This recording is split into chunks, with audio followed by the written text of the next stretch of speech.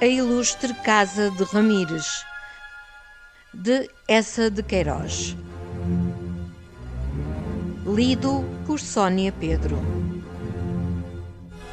Capítulo 7.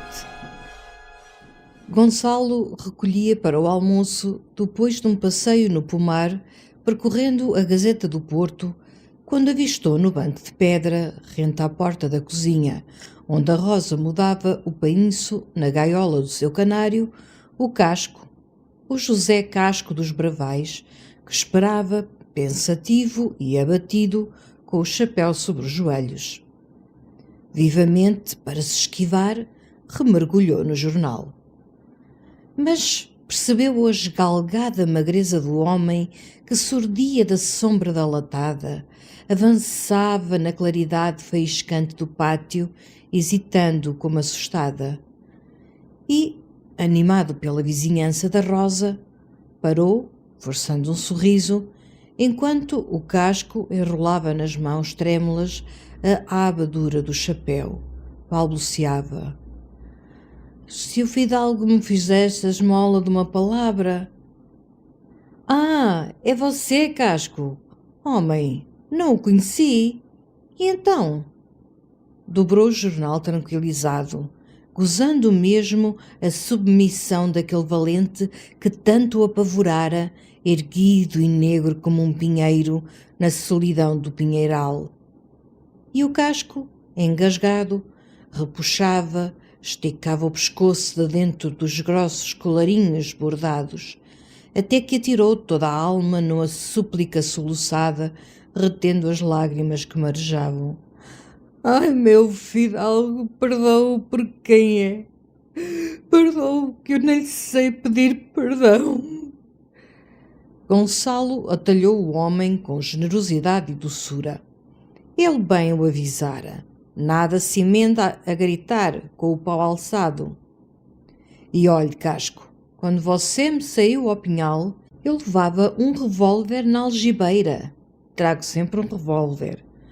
Desde que uma noite em Coimbra, no Choupal, 2 bêbados me assaltaram, ando sempre à cautela com o revólver. Pense você agora que desgraça se tiro o revólver, se desfecho. Que desgraça, hein?" Felizmente, num relance, pensei que me perdia, que o matava e fugi. Foi por isso que fugi, para não desfechar o revólver. Enfim, tudo passou. E eu não sou um homem de rancores. Já esqueci. Contanto que você, agora sossegado e no seu juízo, esqueça também. O Casco amassava as abas do chapéu com a cabeça derrubada. E sem a erguer, sem a usar, rouco dos soluços que o entalavam. "Pois agora que eu me lembro, meu fidalgo, agora é que me ralo por aquela doidice, agora, depois do que o fidalgo fez pela mulher e pelo pequeno." Gonçalo sorriu, encolheu os ombros. "Que tolice, Casco! Pois a sua mulher aparece aí numa noite d'água e o pequenito doente, coitadito, com febre. Como vai ele, um anelzinho?" O Casco murmurou do fundo da sua humildade: "Louvado seja Deus, meu senhor, muito chãozinho, muito rijinho." "Ainda bem, ponha o chapéu. Ponha o chapéu, homem. E adeus. Você não tem que agradecer, Casco. E olhe, traga cá um dia o pequeno. Eu gostei do pequeno, é espertinho." Mas o Casco não se arredava, pregado às lajes. Por fim, num soluço que rebentou: "É que eu não sei como hei de dizer, meu fidalgo. Lá o dia de cadeia acabou, tenho gênio, vis a geneira, com o corpo apaguei. E pouco paguei, graças ao fidalgo. Mas depois, quando saí, quando soube que a mulher viera de noite à torre e que o fidalgo até embrulhara numa capa e que não deixara sair o pequeno..." Estacou afogado pela emoção. E como Gonçalo, também comovido, lhe batia risonhamente no ombro: "Para acabar, não se fala mais nessas bagatelas." O Casco rompeu numa grande voz dolorosa e quebrada: "Mas é que o fidalgo não sabe o que é para mim aquele pequeno. Desde que Deus me o mandou tem sido uma paixão cá por dentro que até parece mentira. Olhe que na noite que passei na cadeia da vila não dormi. E Deus me perdoe, não pensei na mulher, nem na pobre da velha, nem na pouquita terra que amanho tudo ao desamparo. Toda a noite se foi a gemer. Ai, o meu querido filhinho! Ai, o meu querido filhinho! Depois, quando a mulher, logo pela estrada, me diz que o fidalgo ficara com ele na torre e o deitara na melhor cama e mandara recado ao médico. E depois, quando soube pelo senhor Bento que o fidalgo de noite subia a ver se ele estava bem coberto, ele lhe entalava a roupa, coitadinho. E arrebatadamente num choro solto, gritando: ai, meu fidalgo! Ai, meu fidalgo! O Casco agarrou as mãos de Gonçalo, que beijava, rebeijava, lagava de grossas lágrimas. Então, Casco, que tolice! Deixa, homem! Pálido, Gonçalo sacudia aquela gratidão furiosa, até que ambos se encararam. O fidalgo com as pestanas molhadas e trêmulas, o lavrador dos bravais soluçando numa confusão. E foi ele, por fim, que, recalcando um derradeiro soluço, se recobrou, desafogou da ideia que o trouxera, que de certo fundamento trabalhara e que agora lhe enrijava a face e o gesto numa determinação que nunca vergaria. Eu, fidalgo, eu não sei falar, não sei dizer, mas de hoje em diante, seja para o que for, o fidalgo necessitar da vida de um homem, aqui tem a minha. Gonçalo estendeu a mão ao lavrador, muito simplesmente, como um Ramires de outrora, recebendo a pareitesia de um vassalo. Obrigado, José Casco. Entendido, meu fidalgo, e que Deus Nosso Senhor o abençoe. Gonçalo, perturbado, galgou pela escadinha da varanda, enquanto o Casco atravessava o pátio vagarosamente, com a cabeça bem erguida, como um homem que devera e que pagara. E em cima, na livraria, Gonçalo pensava com espanto. Aí está como neste mundo sentimental se ganham dedicações gratuitamente. Porque, enfim, quem não impediria que uma criancinha com febre afrontasse de noite uma estrada negra sob a chuva e o vendaval? Quem a não deitaria, não lhe doçaria um grogue, não lhe entalaria os cobertores para conservar bem abafada? E por esse grogue e por essa cama corre o pai, tremendo e chorando, a oferecer a sua vida. Ah, como era fácil ser rei, e ser rei popular. E esta certeza mais o animava a obedecer às recomendações do cavaleiro, a começar imediatamente as suas visitas aos influentes eleitorais, essas aduladoras visitas que assegurariam à eleição uma unanimidade arrogante. Logo, ao fim do almoço, mesmo sobre a toalha, arredando os pratos, copiou a lista desses magnates, por um rascunho anotado que lhe fornecera João Gouveia. Era o doutor Alexandrino, o velho Gramilde, de Ramilde, o padre José Vicente, da Finta, outros menores, e o Gouveia marcara com uma cruz como o mais poderoso e mais difícil o Visconde de Rio Manso, que dispunha da imensa freguesia de Canta Pedra. Gonçalo conhecia esses senhores, homens de propriedade e de dinheiro, com todos outrora o papá andara endividado, mas nunca encontrara o Visconde de Rio Manso, um velho brasileiro, dono da quinta da Varandinha, onde vivia solitariamente com uma neta de 11 anos, essa lida Rosinha que chamavam o Botão de Rosa, a herdeira mais rica de toda a província. E logo nessa tarde, em Vila Clara, reclamou ao João Gouveia uma carta de apresentação para o Rio Manso. O administrador hesitou. Você não precisa carta, que diabo? Você é o fidalgo da torre. Chega, entra, conversa. Além disso, na eleição passada, o Rio Manso ajudou os regeneradores, de modo que estamos um pouco secos. O Rio Manso é um casmurro, mas com efeito Consalinho, convém começar essa caça à popularidade.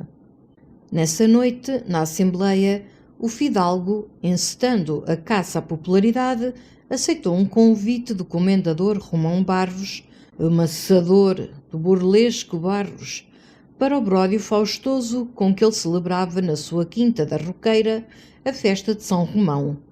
E, essa semana inteira, depois outra, as gastou assim por Vila Clara, amimando eleitores a ponto de comprar horrendas camisas de chita na loja do Ramos, de encomendar um saco de café na mercearia do Telo, de oferecer o braço no largo do chafariz à nojenta mulher do bebedíssimo Marcos Rosendo e de frequentar de chapéu para a nuca o bilhar da Rua das Pretas.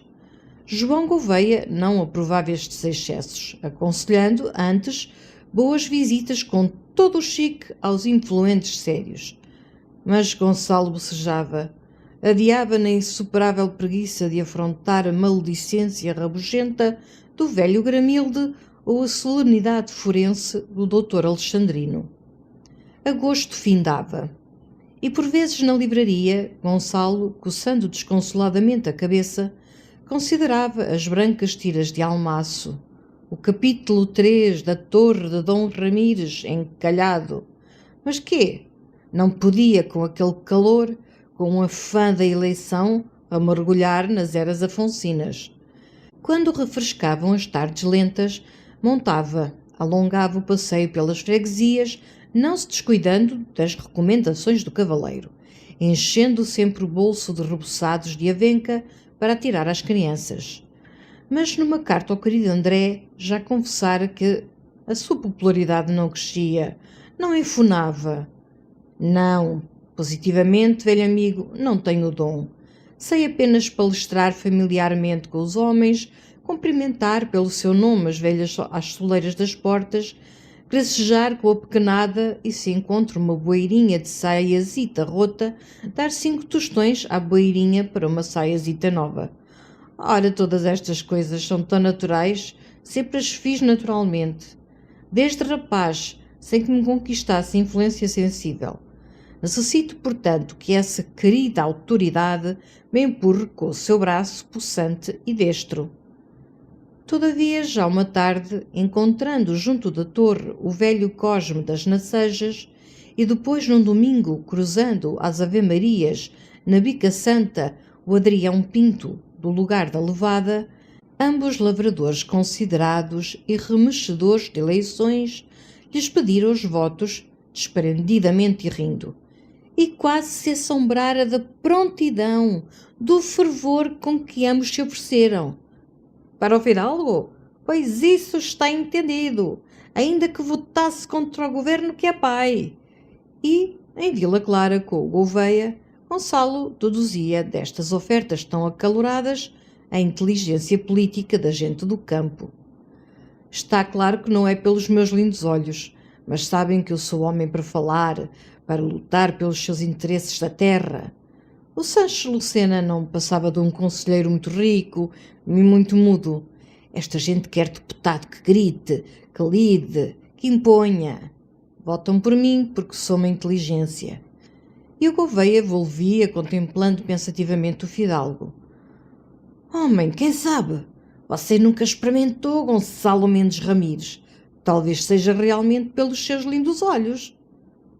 Num desses passeios, numa abrasada sexta-feira, com o sol ainda alto, Gonçalo atravessava o lugarejo de Veleda no caminho de Canta-Pedra. Ao fim dos casebres que se apertam à orla da estrada alveja, muito caiada, num terreiro de fronte da igreja, a taverna famosa do Pintainho, onde os caramanchões do quintal e a nomeada do coelho guisado atraem vasto povo nos dias da feira da Veleda. Nessa manhã, o Titó, depois de uma madrugada às perdizes em Valverde, aparecera na torre para almoçar o rando desfomeado. Era sexta-feira. A Rosa preparara uma pescada com tomate, depois um bacalhau assado formidáveis. E Gonçalo, toda a tarde torturado com sede, mais ressequido pela poeira da estrada, parou avidamente diante do portão da venda. Gritou pelo Pintainho. Oh, meu fidalgo! Oh, Pintainho, depressa, uma grande sangria bem fresca que morro. O Pintainho, velhote roliço de cabelo amarelo, não tardou com o copo apetitoso e fundo onde boiava, na espumazinha do açúcar, uma rodela de limão. E Gonçalo saboreava a sangria com inefável delícia. Quando da janela térrea da venda partiu um assobio lento, fino e trinado, como o dos arrieiros que animam as bestas a beber nos riachos. Gonçalo deteve o copo, varado. À janela assomara um latagão airoso, de face clara e suíças louras, que com os punhos sobre o peitoril e a cabeça levantada num descarado modo de pimponice e desafio, o fitava atrevidamente. E num lampejo o fidalgo reconheceu aquele caçador que já uma tarde, no lugar de Nacejas, ao pé da fábrica de vidros, o mirara com arrogância, lhe raspara a espingarda pela perna e ainda depois, parado sob a varanda de uma rapariga de jaqué azul, lhe acenara, chasqueando, enquanto ele descia a ladeira. Era esse. Como se não percebesse o ultraje, Gonçalo bebeu apressadamente a sangria, atirou uma placa ao pobre Pintainho enfiado e picou a fina égua. Mas então da janela rolou uma risadinha cacarejada e troçante que colheu pelas costas como o estalo de uma vergasta. Gonçalo soltou a galope e adiante, sopeando a égua no refúgio de uma azinhaga, pensava ainda trêmulo: quem será o desavergonhado? E que lhe fiz eu, santo Deus? Que lhe fiz eu? Ao mesmo tempo, todo o seu ser se desesperava contra aquele desgraçado medo, encolhimento da carne, arrepio da pele, que sempre, ante um perigo, uma ameaça, um vulto surdindo de uma sombra, o estonteava, o impelia furiosamente a abalar, a escapar, porque à sua alma, Deus louvado, não faltava arrojo. Mas era o corpo, o traiçoeiro corpo, que num arrepio, num espanto, fugia, se safava, arrastando a alma, enquanto dentro a alma bravejava. Entrou na torre, mortificado, invejando a afoiteza dos seus moços da quinta, remoendo um rancor soturno contra aquele bruto de suíças louras que certamente denunciaria ao cavaleiro e enterraria numa enxovia. Mas logo no corredor o vento lhe debandou os pensamentos, aparecendo com uma carta que lhe trouxera um moço da Feitosa. Da Feitosa? Sim, senhor, da quinta dos senhores Sancho Lucena, que Deus haja. Diz que vinha de mandado das senhoras. Das senhoras? Que senhoras?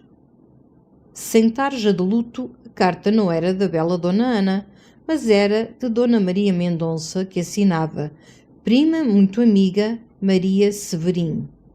Num relance a leu, colhido logo por esta surpresa nova, distraído da venda do Pintainho e da afronta. Meu querido primo, estou há 3 dias aqui com a minha amiga Anica e como passou o mês inteiro do nojo e ela já pode sair e até precisa porque tem andado fraca, eu aproveito a ocasião para percorrer estes arredores que dizem tão bonitos e pouco conheço. Tencionamos, no domingo, visitar Santa Maria de Craquede, onde estão os túmulos dos antigos tios Ramires. Que impressão me vai fazer! Mas, ao que parece, além dos túmulos do claustro, há outros ainda mais antigos que foram arrombados no tempo dos franceses e que ficam no subterrâneo, onde se não pode entrar sem licença e sem que tragam a chave. Peço, pois, querido primo, que dê as suas ordens para que no domingo possamos descer ao subterrâneo, que todos afiançam muito interessante, porque ainda lá restam ossos e armas. Se na torre houvesse uma senhora, eu mesmo iria para lhe fazer este pedido. Mas não se pode visitar um solteirão tão perigoso. Case depressa. De Oliveira, boas notícias. Creia-me sempre, etc. Gonçalo encarou o Bento, que esperava interessado com aquele assombro do senhor doutor. Tu sabes se em Santa Maria de Craquede há outros túmulos no subterrâneo? O assombro então saltou para o Bento. No subterrâneo? Túmulos? Sim, homem, além dos que estão no claustro, parece que há outros, mais antigos, debaixo da terra.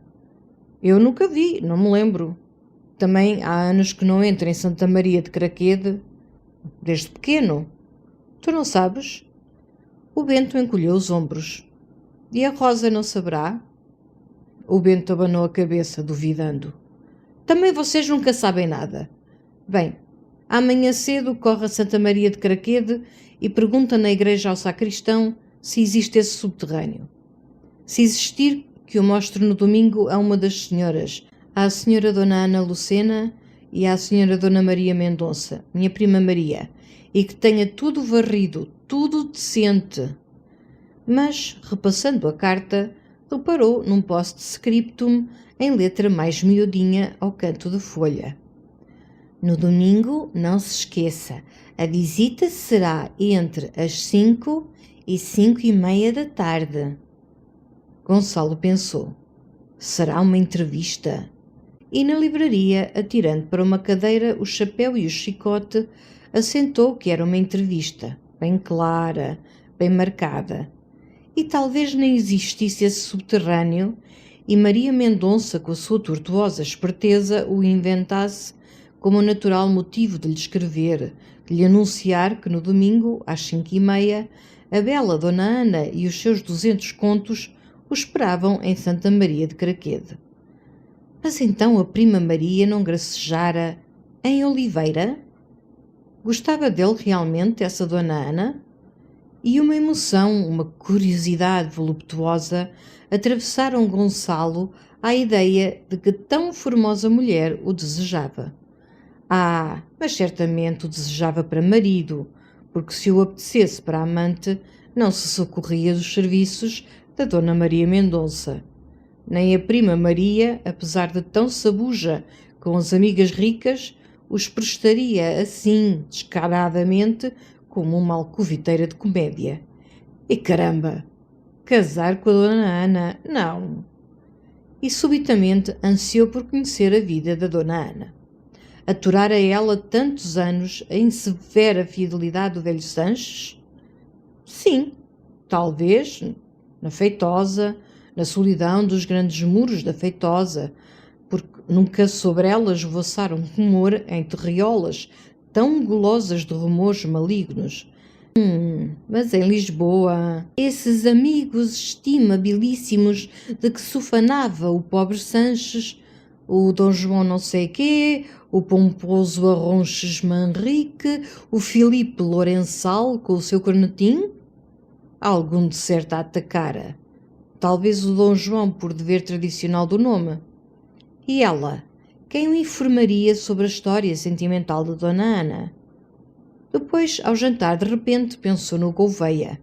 Uma irmã do Gouveia, casada em Lisboa, com certo cerqueira, arranjador de mágicas e empregado na Misericórdia, costumava mandar ao mano administrador relatórios íntimos sobre todas as pessoas conhecidas de Oliveira, de Vila Clara, que se demoravam em Lisboa e que interessavam ao mano ou por política ou por mexeriquice.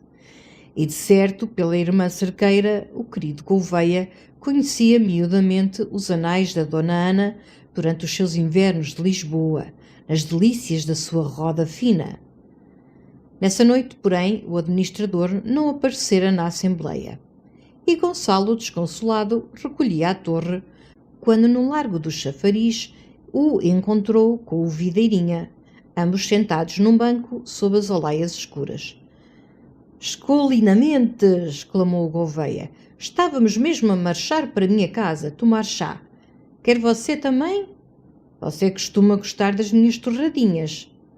O fidalgo aceitou, apesar de cansado, e logo pela calçadinha, passando o braço do administrador, contou que recebera uma carta de Lisboa, de um amigo com uma nova estupenda. «O quê?» «O casamento da Dona Ana Lucena.» O Gouveia parou assombrado, atirando o coco para a nuca. Com quem? Gonçalo, que inventara a carta, inventou o noivo. Com um vago parente meu, ao que parece, um Dom João Pedroso ou da Pedrosa. Muitas vezes o Sancho Lucena me falou nele. Conviviam muito em Lisboa. Gouveia bateu com a ponta da bengala nas pedras. Não pode ser. Que disparate! A dona Ana não ajustava casamento 7 semanas depois de lhe morrer o marido. Olhe que o Lucena morreu no meado de julho, homem. Ainda nem teve tempo de se acostumar à sepultura. Sim, com efeito, murmurou Gonçalo. E sorria sob uma doce baforada de vaidade, pensando que 7 semanas depois de viúva, ela, sem resistir, calcando decência e luto, lhe oferecia a ele uma entrevista nas ruínas de Craquede. A mentira, de resto, apesar de disparatada, aproveitara, porque, depois de subirem à saleta verde do administrador, o espanto recomeçou. Videirinha esfregava as mãos divertido. Oh, senhor doutor, olha que minha graça! Se a senhora dona Ana, depois de apanhar os 200 contos do velhote, logo passadas semanas, zás, se engancha com um rapazote novo. Não, não. Gonçalo, agora reparando, também considerava despropositada a notícia do casamento, assim com o pobre Sanches ainda morno. Naturalmente, entre ela e esse Dom João havia namorico, olha dela. Por isso, imaginaram. Com efeito, alguém me contou há tempos que o tal Dom João se atirava valentemente como cumpre um Dom João e que ela... Mentira! Atalhou o administrador debruçado sobre a chaminé do candeeiro para acender o cigarro. Mentira! Sei perfeitamente e por excelente canal. Enfim, sei por minha irmã. Nunca em Lisboa a dona Ana deu aso a que se rosnasse. Muito séria, muitíssimo séria. Está claro, não faltou por lá manganão que lhe arrastasse a asa lânguida. Talvez esse Dom João ou outro amigo do marido, segundo a boa lei natural. Mas ela, nada. Nem olho de lado. Esposa romana, meu amigo. E dos bons tempos romanos. Gonçalo, enterrado no canapé, torcia lentamente o bigode, recalado, recolhendo as revelações. E o Gouveia, no meio da sala, com um gesto convencido e superior. Nem admira, estas mulheres muito formosas são insensíveis. Belos mármores, mas frios mármores. Não, Gonçalinho, lá para o sentimento e para a alma, e mesmo para o resto, venham as mulheres pequeninas, magrinhas, escurinhas, essas sim, mas os grandes mulherões brancos, do género Vênus, só para vista, só para museu. Videirinha arriscou uma dúvida. Uma senhora tão bonita como a senhora dona Ana e com aquele sangue, assim casada com um velhote. Há mulheres que gostam de velhotes porque elas mesmas têm sentimentos velhotes, declarou o Gouveia de dedo erguido, com imensa autoridade e imensa filosofia. Mas a curiosidade de Gonçalo não se contentava. E na feitosa? Nunca se rosnara de alguma aventura escondida? Parece que, com o Dr. Júlio, de novo o fidalgo inventava. De novo Gouveia repeliu a mentira. Nem na Feitosa, nem em Oliveira, nem em Lisboa. De resto, é o que lhe digo, Gonçalo Mendes, mulher de mármore. Depois, saudando em submissa admiração. Mas, como mármore, vocês, meninos, não imaginam a beleza daquela mulher decotada. Gonçalo pasmou. E onde a viu você decotada? Onde a vi decotada? Em Lisboa, num baile do Paço. Até foi justamente o Lucena que me arranjou o convite para o Paço. Lá me espanejei de calção. Você saboria. E mesmo uma vergonha, toda aquela turba acavalada por cima dos bufetes, aos berros, a agarrar furiosamente pedaços de peru. Mas então, a dona Ana... pois, a dona Ana, uma beleza. Vocês não imaginam.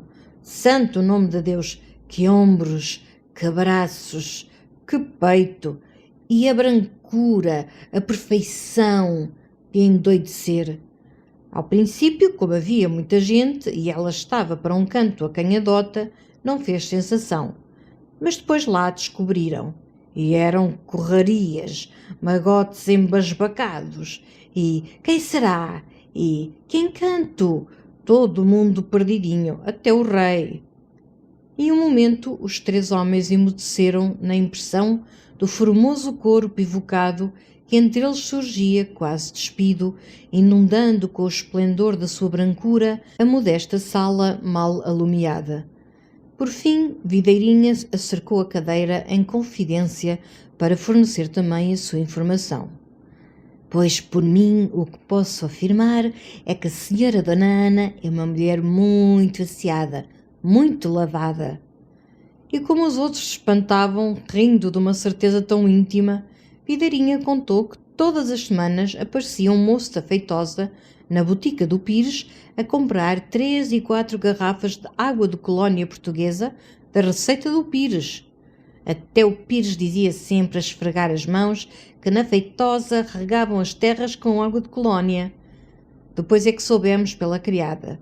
A senhora Dona Ana toma todos os dias um grande banho, que não é só para lavar, mas para prazer. Fica 1 hora dentro da tina. Até lê o jornal dentro da tina. E em cada banho, zás, meia garrafa de água de colónia. Já é luxo. Então Gonçalo sentiu como um aborrecimento de todas aquelas revelações do administrador, do ajudante da farmácia, sobre os decotes e as lavagens da linda mulher que o esperava entre os túmulos dos Ramires seculares. Sacudiu o jornal com que se abanava, exclamou. Bem, e passando a cantiga mais séria. Oh, Gouveia, você tem sabido do Dr. Júlio? O homem trabalha na eleição? A criada entrara com a bandeja do chá e, em torno da mesa, trincando as torradas famosas, conversaram sobre a eleição, sobre os informes dos regedores, sobre a reserva do Rio Manso e sobre o Dr. Júlio, que Videirinha encontrara nos Bravais, pedinchando votos pelas portas, acompanhado por um moço com uma máquina fotográfica às costas. Depois do chá, Gonçalo, cansado e já provido de revelações, acendeu o charuto para recolher à torre. Você não acompanha, Videirinha? Hoje, senhor doutor, não posso. Parto de madrugada para Oliveira, na diligência. Que diabo vai você fazer a Oliveira? Causa de uns sapatos de praia e de um fato bem lá da minha patroa, a dona Josefa Pires. Tenho de os trocar nos Emílios, levar as medidas. Gonçalo ergueu os braços desolado. Ora, vejam este país. Um grande artista como o Videirinha a carregar para Oliveira com os sapatos de banho da patroa Pires. Ó Gouveia, quando eu for deputado precisamos arranjar um bom lugar para o Videirinha. No governo civil, um lugar fácil e com vagares, para ele não esquecer o violão. Videirinha corou de gosto e de esperança, correndo a despendurar do cabide o chapéu do fidalgo. Pela estrada da torre, os pensamentos de Gonçalo esvoaçaram logo com irresistida tentação para Dona Ana, para os seus decotes, para os lânguidos banhos em que se esquecia lendo o jornal. Por fim, que diabo! Essa Dona Ana assim tão honesta, tão perfumada, tão esplendidamente bela, só apresentava mesmo como esposa um feio senão, o papá carniceiro. E a voz também, a voz que tanto arrepiara na bica santa. Mas o Mendonça assegurara que aquele timbre rolante e gordo, na intimidade, se abatia liso e quase doce. Depois, meses de convivência habituam às vozes mais desagradáveis. E ele mesmo agora nem percebia quanto o Manuel Duarte era fanhoso. Não, acha teimosa realmente só o pai carniceiro. Mas nesta humanidade nascida toda de um só homem, quem entre os seus milhares de avós, até Adão, não tem algum avô carniceiro? Ele, o fidalgo de uma casa de reis onde dinastias irradiavam-se certamente, escarafunchando o passado, toparia com o Ramires carniceiro. E que o carniceiro avultasse logo na primeira geração num talho ainda afreguesado, ou que apenas se esfumasse através de espessos séculos entre os 30º avós, lá estava, com a faca e o cepo e as postas de carne e as nódoas de sangue no braço suado. E este pensamento não o abandonou até à torre, nem ainda depois à janela do quarto, acabando o charuto, escutando o cantar dos ralos. Já mesmo se deitara e as pestanas lhe adormeciam, e ainda sentia que os seus passos impacientes se embrenhavam para trás, para o escuro passado da sua casa, por entre a emaranhada história, procurando o carniceiro. Era já para além dos confins do Império Visigodo, onde reinava com um globo de ouro na mão o seu barbudo avô recesvinto, esfalfado, arquejando, transpusera as cidades cultas povoadas de homens cultos, penetrara nas florestas que o mastodonte ainda sulcava. Entre a úmida espessura já cruzara vagos ramires que carregavam, grunhindo, reses mortas, molhos de lenha.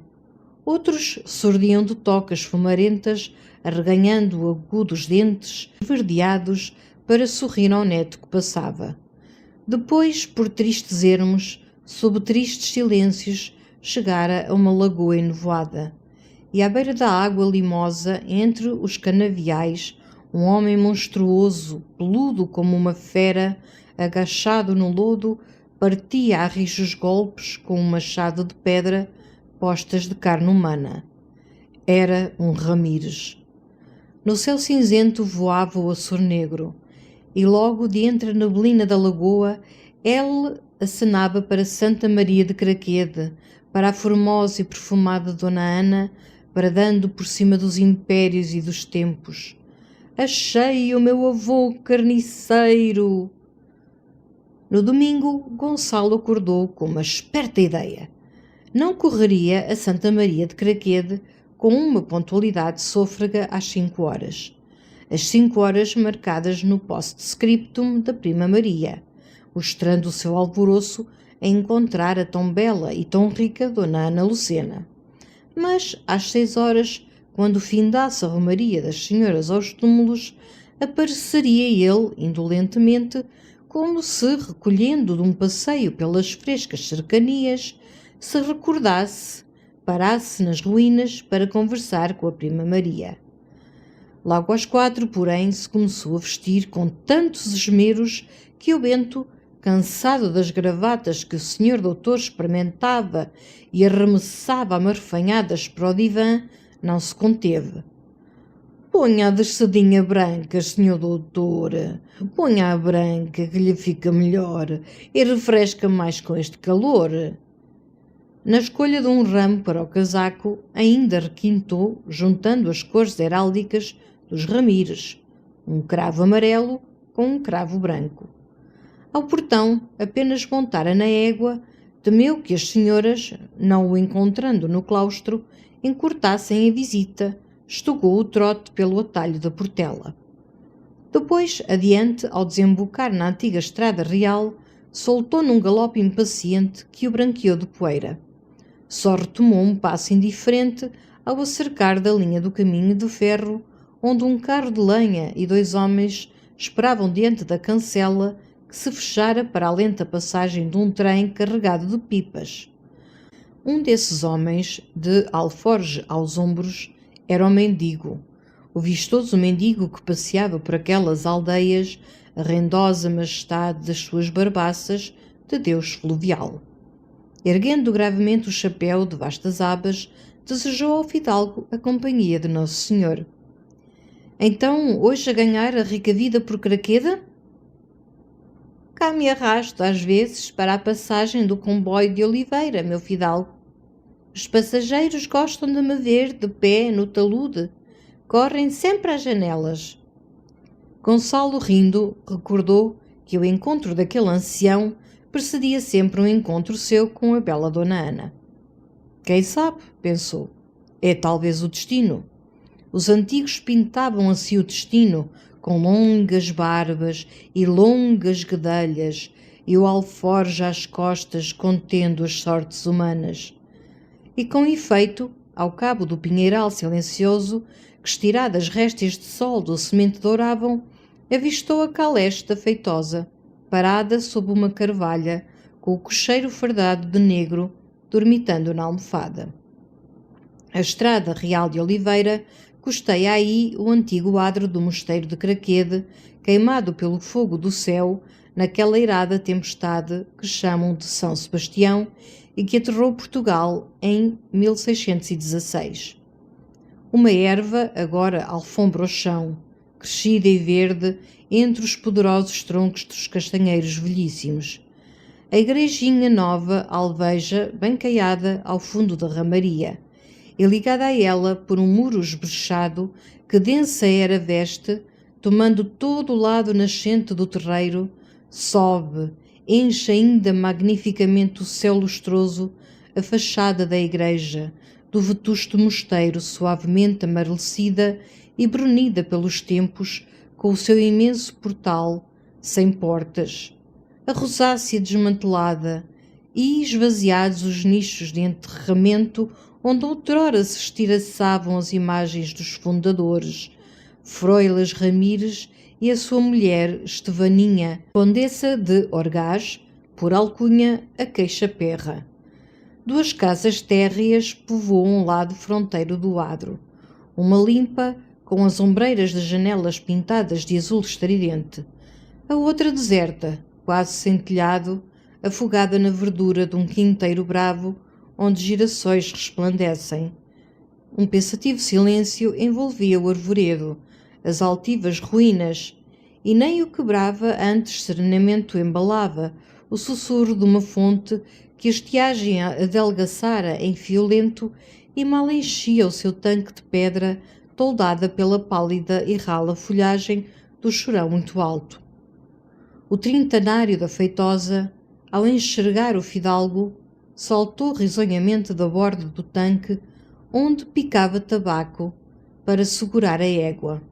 E Gonçalo, que desde pequeno não penetrava nas ruínas de Craquede, seguia por um carreirinho cortado na relva, atentamente, encantado com aquela romântica solidão de lenda e verso, quando, sob o arco do portal, apareceram as duas senhoras voltando do velho claustro.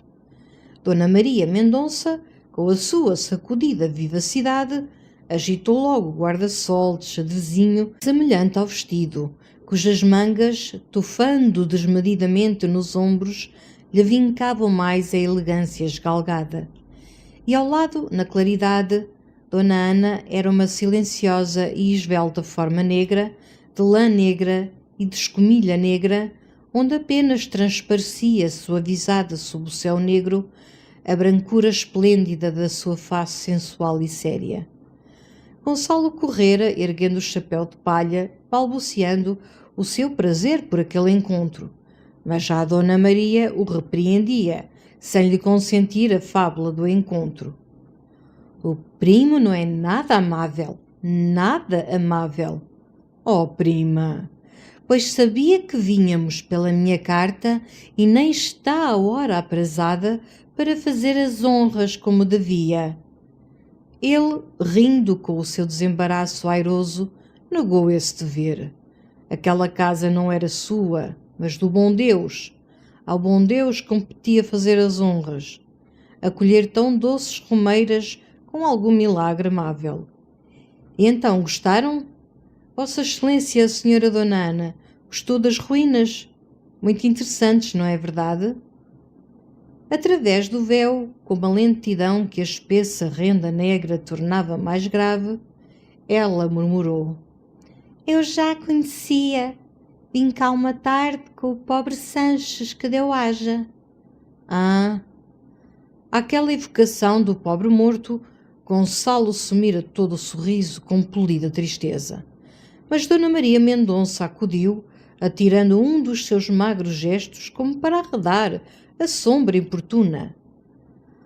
Ai, não imagino que gostei, primo, e de apetite todo o claustro, logo aquela espada enferrujada, chumbada por cima do túmulo, Não há nada que impressione como estas coisas antigas.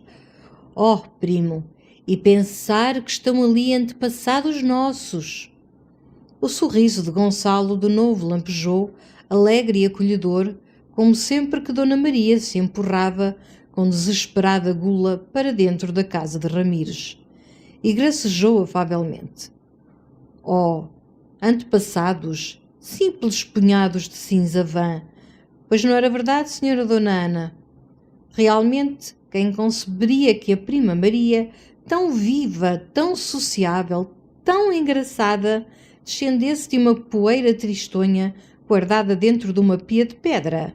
Não, não se podia ligar tanto ser a tanto não ser. E como Dona Ana sorria, numa vaga concordância, encostando as duas mãos fortes e muito apertadas na pelica negra ao alto cabo de aljofar na sombrinha, ele atalhou com interesse.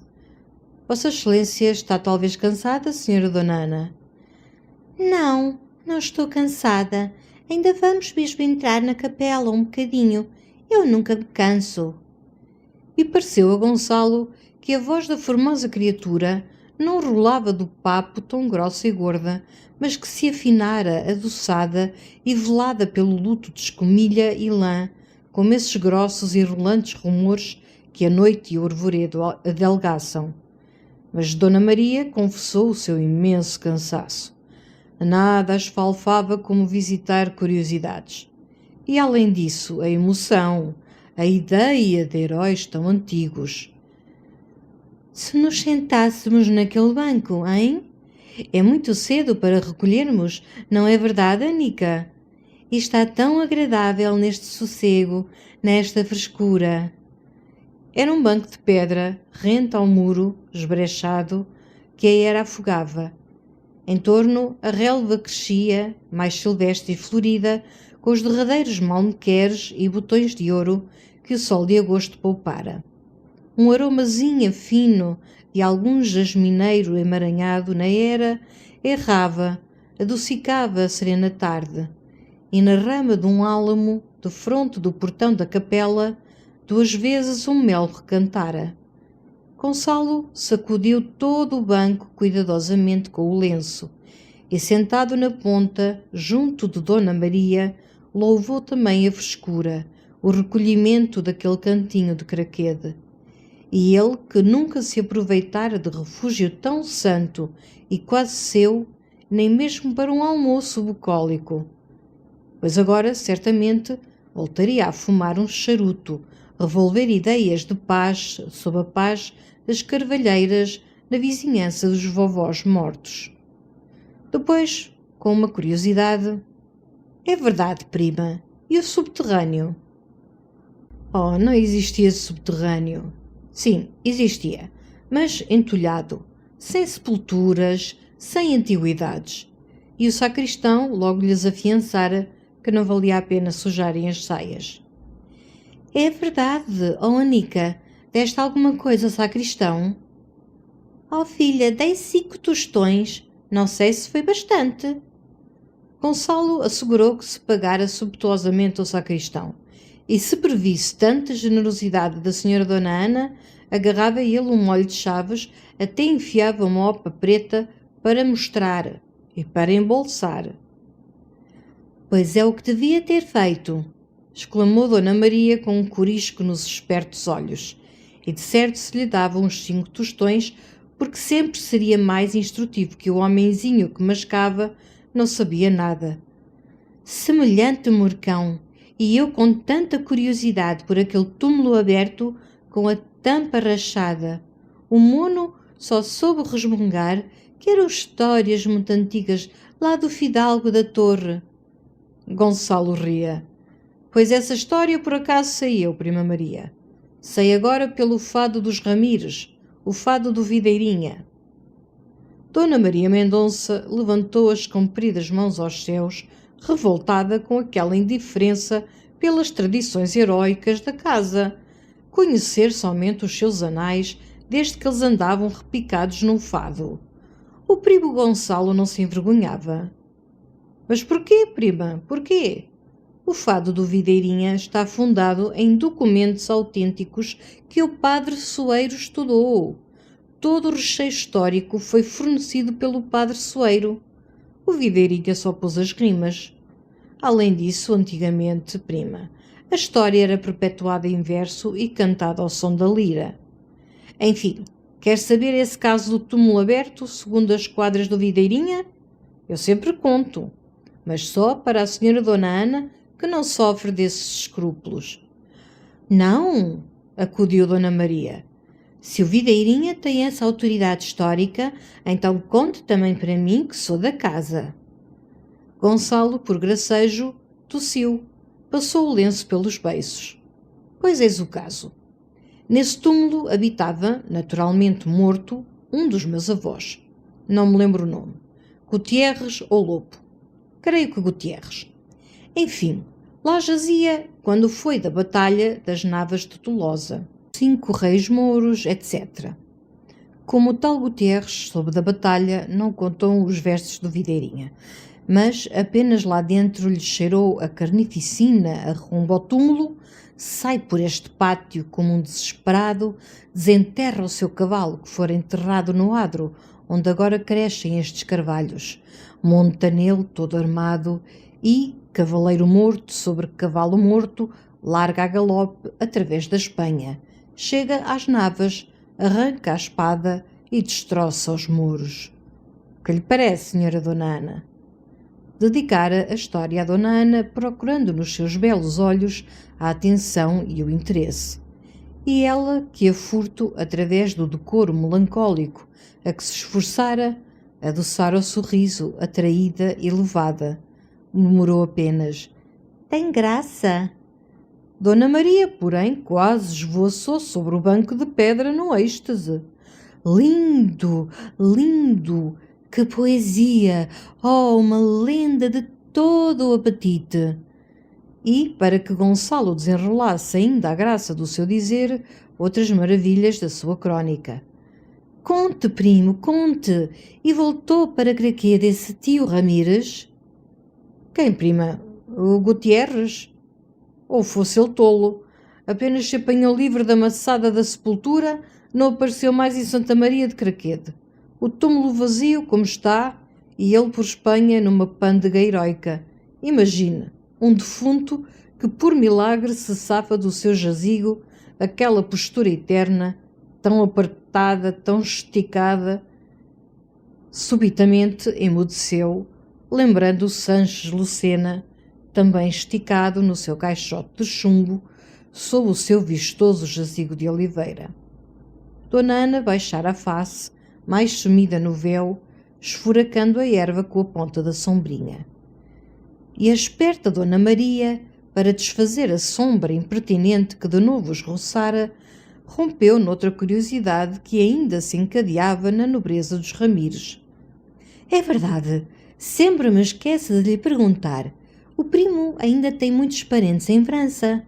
Talvez também não saiba?" Sim, Gonçalo casualmente conhecia essa história dos seus parentes de França, apesar de que o Videirinha os não cantara no fado. "Então conte, mas que seja história alegre." Oh, não era prodigiosamente divertida.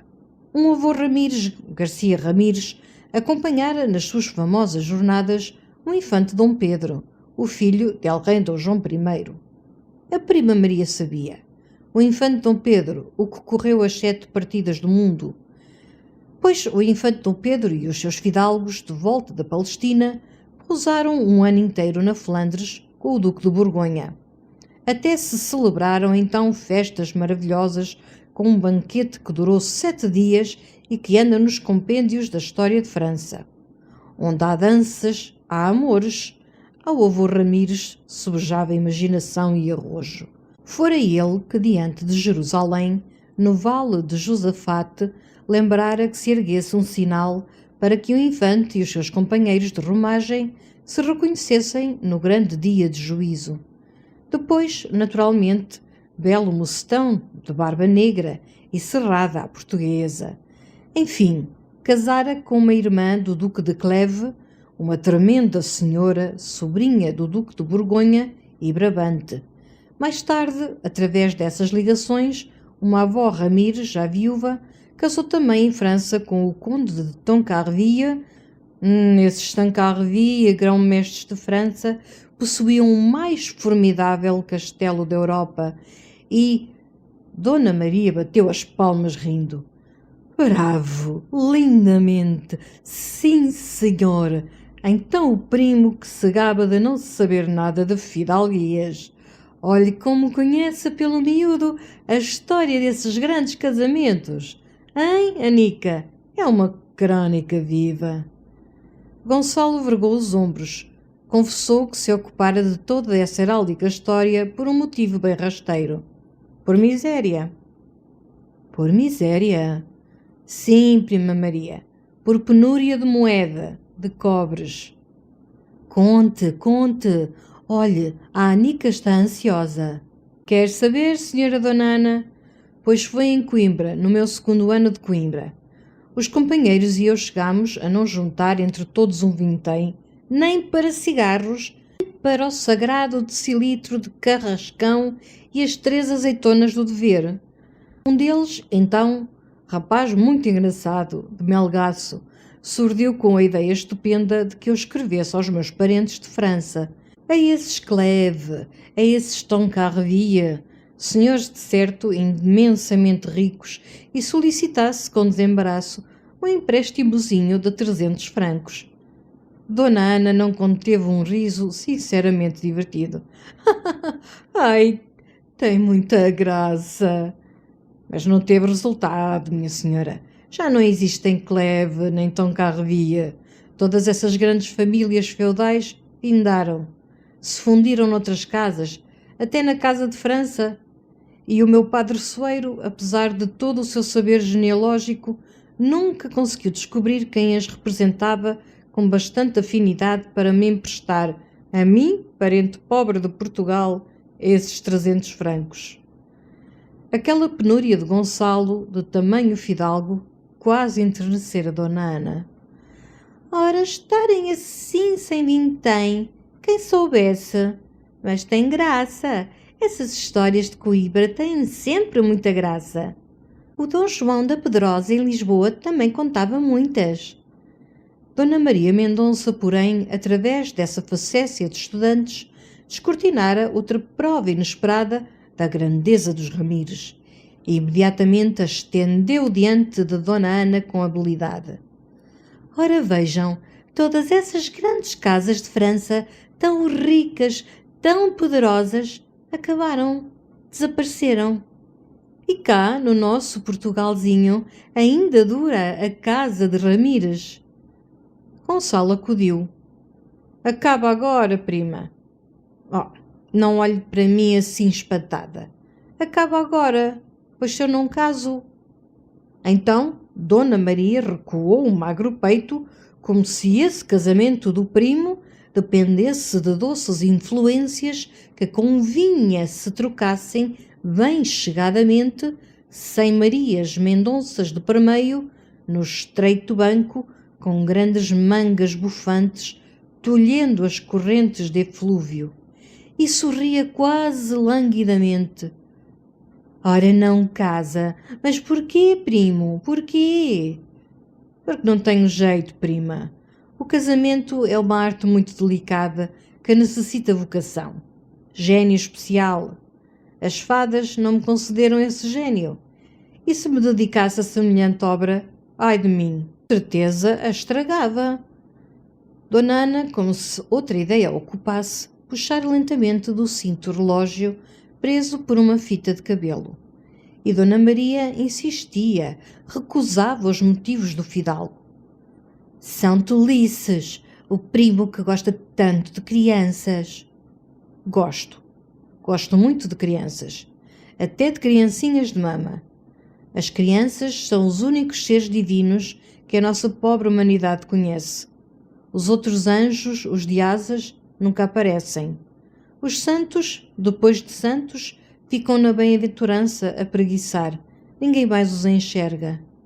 E para concebermos uma ideia das coisas do céu, só temos realmente as criancinhas.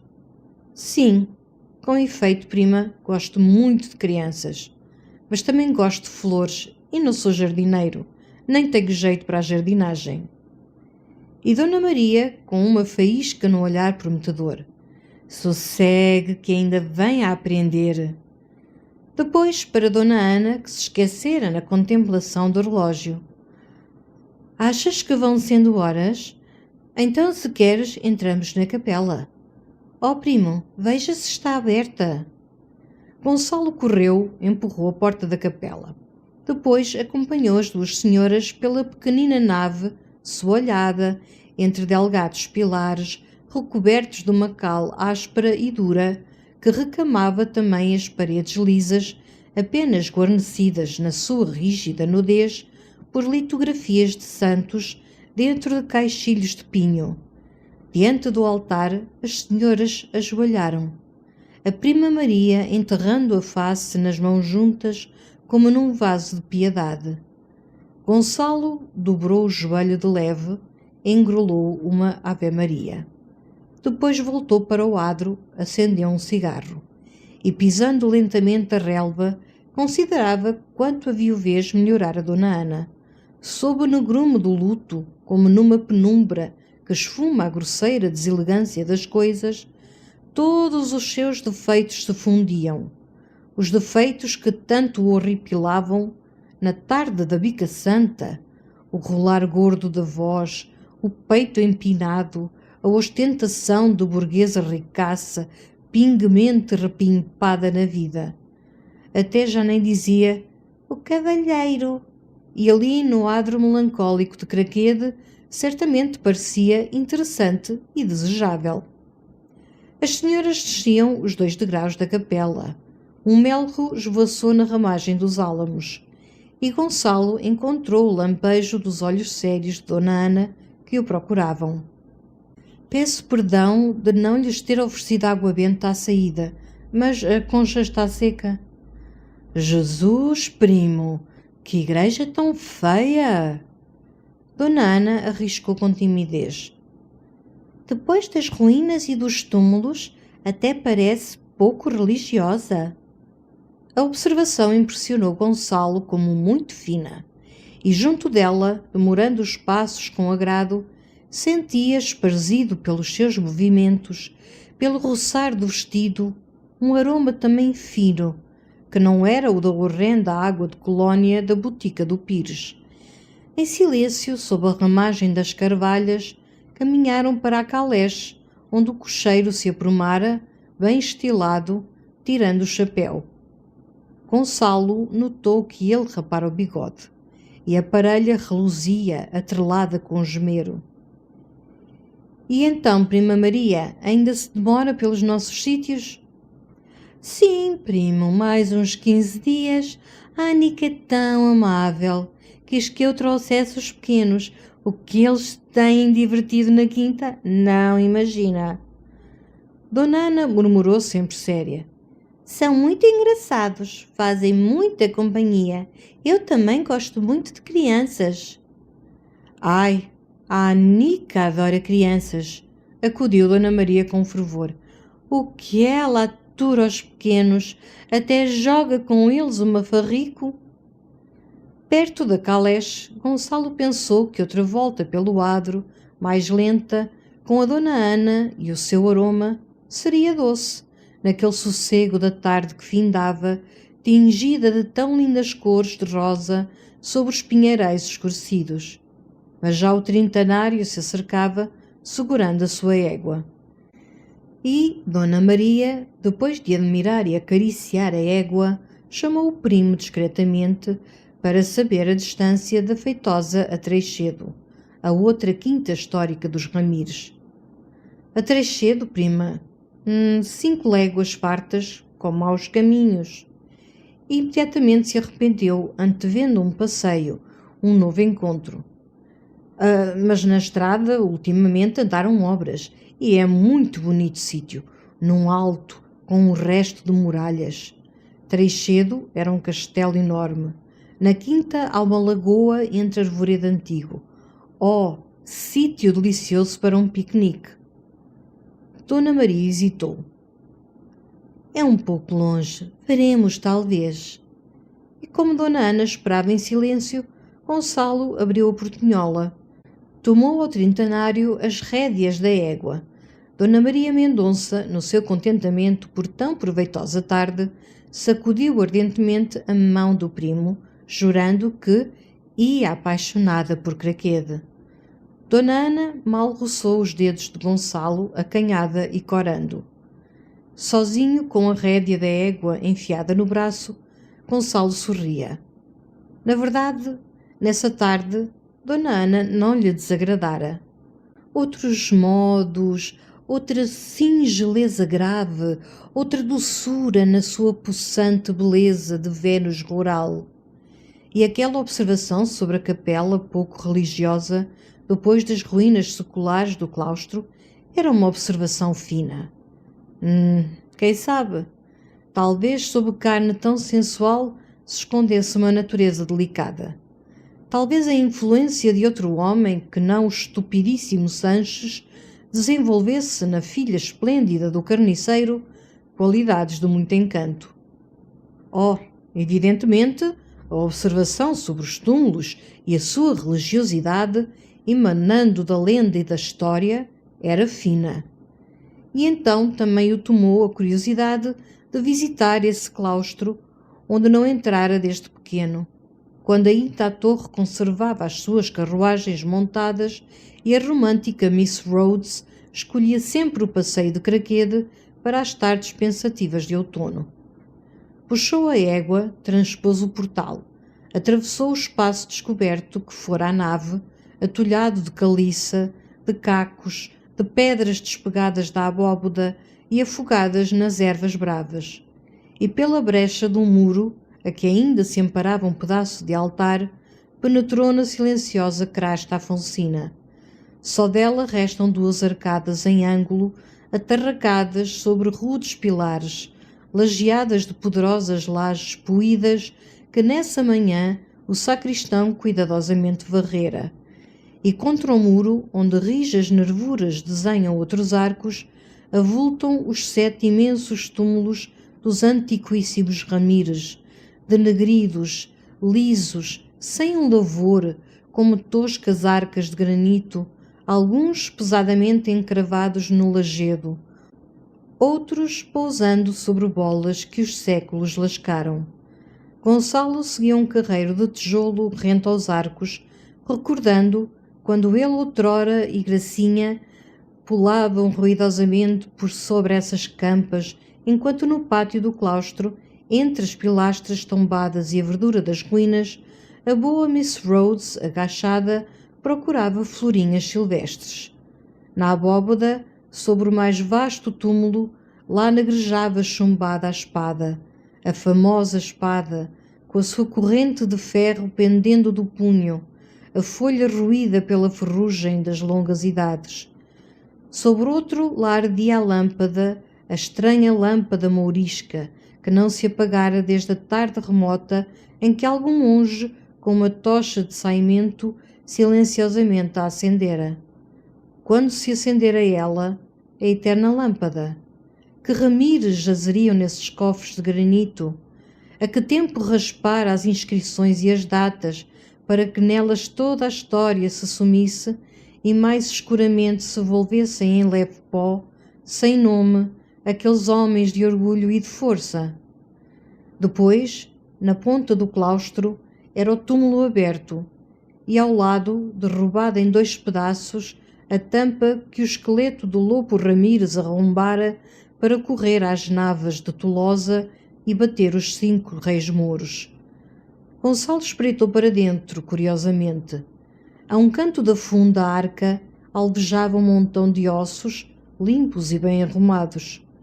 Esquecera o velho lobo, na sua pressa heroica, esses poucos ossos já despegados do seu esqueleto?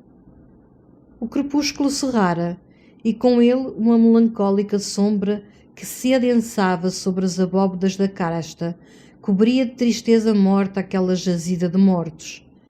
Então Gonçalo sentiu a desolada solidão que o envolvia, o separava da vida, ali, desgarrado e sem socorro entre a poeira e a alma dos seus avós temerosos. E de repente estremeceu, no arrepiado medo de que outra tampa estalasse com fragor e através da fenda surdissem lívidos dedos sem carne. Repuxou desesperadamente a égua pelo muro desmantelado, nas ruínas da nave pulou para o selim e varou num trote o portal, galgou o adro com ânsia. Só sossegou ao avistar, ao fim do pinhal, a cancela do caminho de ferro aberta e uma velha que a passava, tangendo o seu bume carregado de erva.